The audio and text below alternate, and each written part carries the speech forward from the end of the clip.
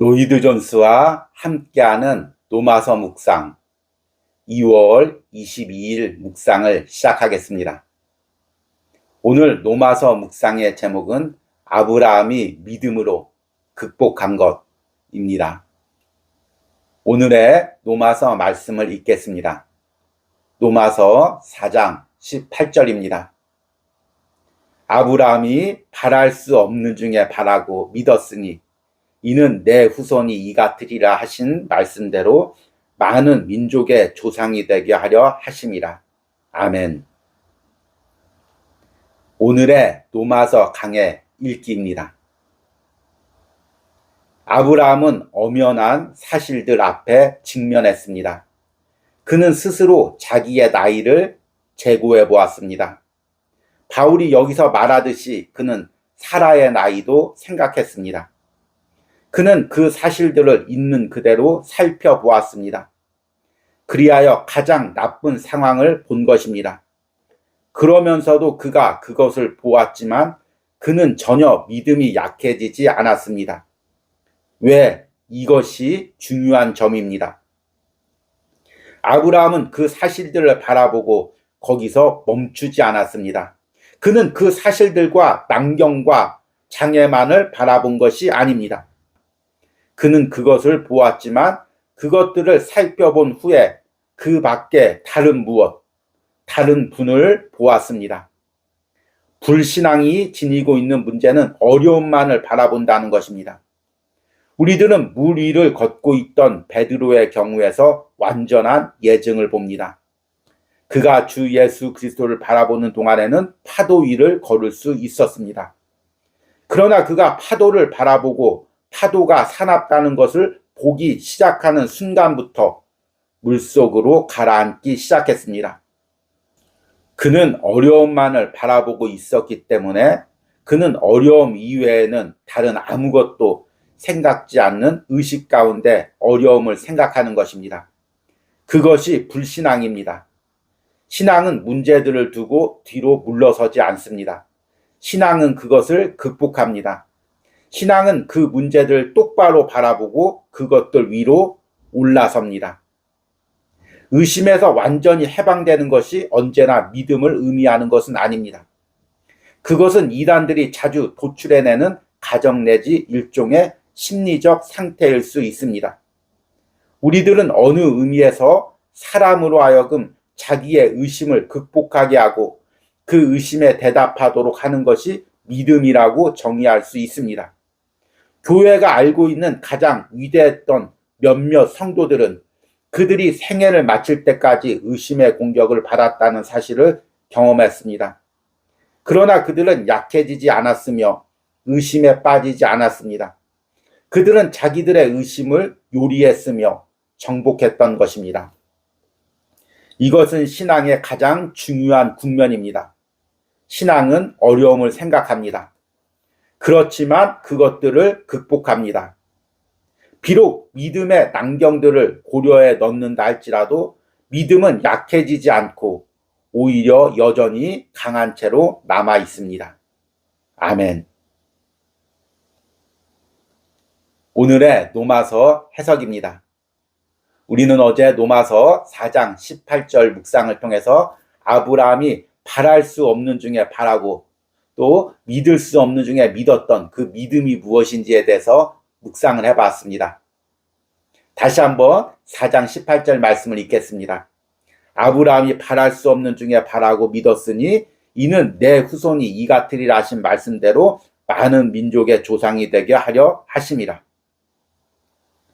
그리고 믿음이란 현실에 보이는 것을 보고 그대로 받아들이는 것이 아니라 현실 너머에 있는 하나님의 약속과 인도하심을 믿음의 눈으로 보고 온전히 신뢰하는 것, 이것이 믿음이라고 말씀을 드렸습니다.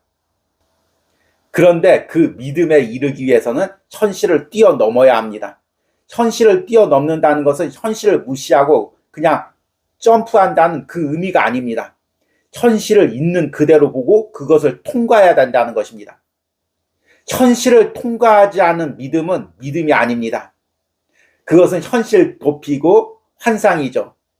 예를 들어서 지금 내가 수많은 빚을 지고 있습니다. 빚만 생각하니까 자꾸 마음이 눌립니다. 그래서 빚이 없는 것처럼 생각합니다. 그리고 계속 하나님이 축복해 주신다. 하나님이 잘되게 해주신다. 계속 미래만을 바라봅니다. 이것은 현실 도피적인 믿음이죠. 진정한 믿음은 현실 그 자체를 봅니다. 아, 나에게 이런 빚이 있구나. 그리고 내 힘으로는 이 빚을 갚을 능력이 전혀 없구나. 그러나 하나님이 나와 우리 가정을 책임져 주신다는 약속이 있구나. 내가 그 약속을 믿고 이 현실 속에서도 믿음의 눈으로 하나님이 하실 일을 바라봐야 되겠구나. 이렇게 믿음의 눈으로 현실과 싸우는 것, 이것이 진정한 믿음이 생기는 과정입니다. 오늘 로마서 강에서는 아브라함이 어떻게 현실을 직면하고 그 현실을 어떻게 뛰어넘어 믿음의 과정으로 나갔는지를 이야기하고 있습니다. 아브라함은 엄연한 사실들 앞에 직면했습니다. 그는 스스로 자기의 나이를 재고해 보았습니다. 바울이 여기서 말하듯이 그는 사라의 나이도 생각했습니다. 그는 그 사실들을 있는 그대로 살펴보았습니다. 그리하여 가장 나쁜 상황을 본 것입니다. 그러면서도 그가 그것을 보았지만 그는 전혀 믿음이 약해지지 않았습니다. 아브라함은 그 사실들을 바라보고 거기서 멈추지 않았습니다. 그는 그 사실들과 난경과 장애만을 바라본 것이 아닙니다. 그는 그것들을 보았지만 그것들을 살펴본 후에 그 밖에 다른 분을 보았습니다. 아브라함은 지금 하나님의 약속을 받았습니다.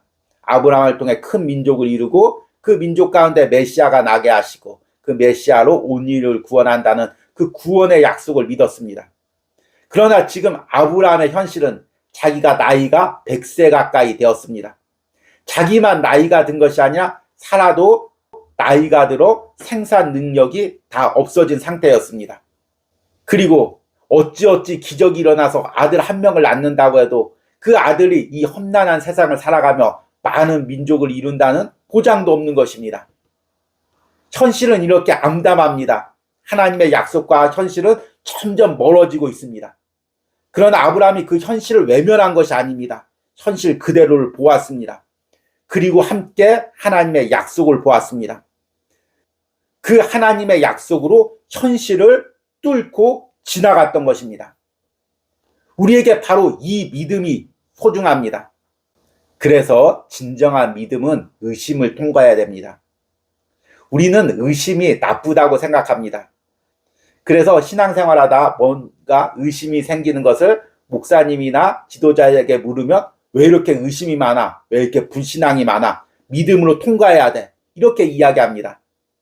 저는 젊은 세대를 양육하면서 구원의 문제로 고민하는 사람을 몇 명 만나봤습니다. 그들이 저에게 이야기합니다. 목사님, 제가 정말 구원을 받았는지 안 받았는지 잘 모르겠습니다. 보통 목회자인 경우는 이런 경우 의심하지 말고 하나님의 약속을 믿어라. 하나님께서 너를 구원하신 것을 확실하게 믿어라.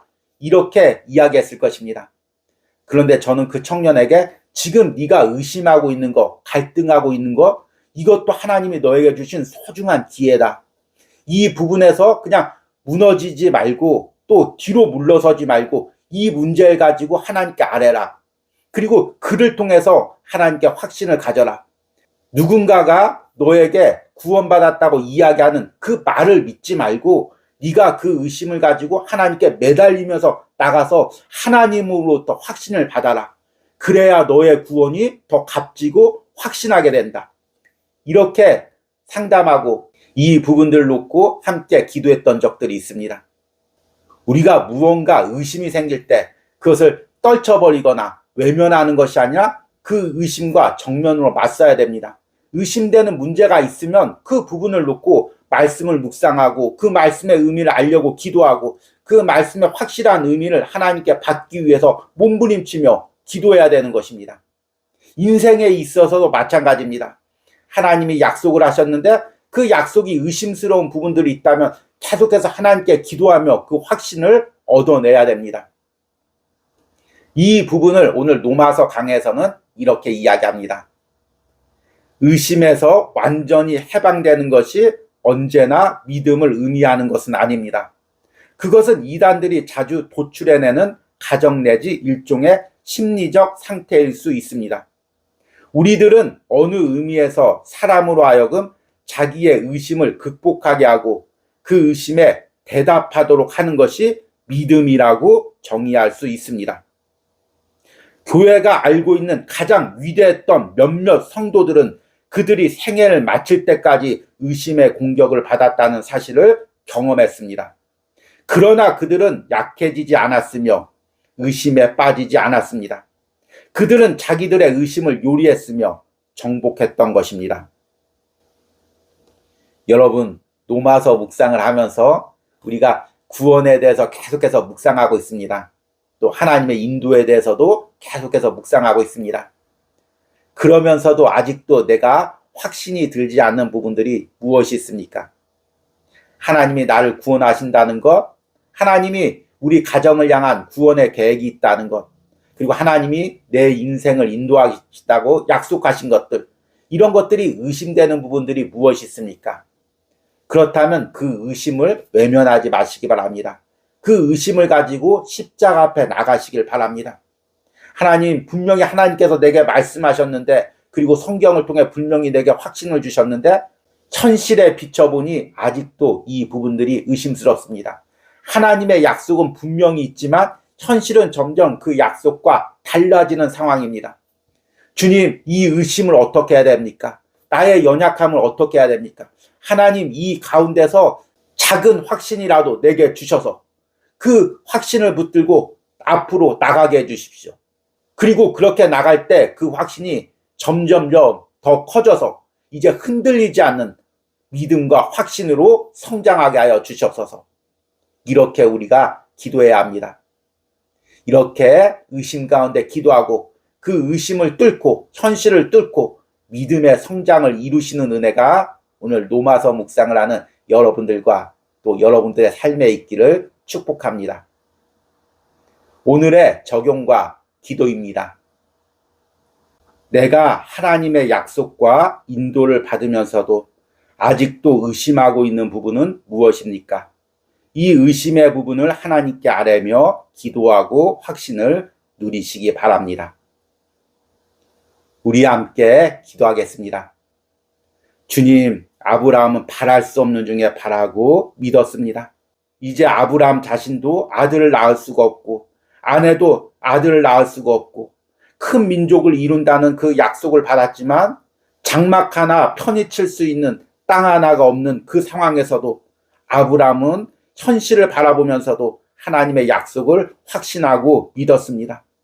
어떤 의심과 어떤 현실의 난관 속에서도 믿음으로 그것을 뚫고 믿음으로 성장했습니다. 흔들리지 않는 믿음을 소유했습니다. 주님, 오늘 로마서 묵상을 하는 그 심령들의 삶이 지금 어떠한 상황입니까? 현실로 인해서 하나님의 약속을, 인도를 바라볼 수도 없는 상황 가운데서도 이들이 오늘 말씀을 통해 바랄 수 없는 중에 바라고 믿을 수 없는 중에 믿으며 현실을 믿음으로 뚫고 나가는 은혜가 있길 바랍니다. 이런 은혜가 오늘 로마서 묵상을 하는 모든 심령과 삶에 있기를 간절히 축복합니다. 예수님의 이름으로 기도했습니다. 아멘.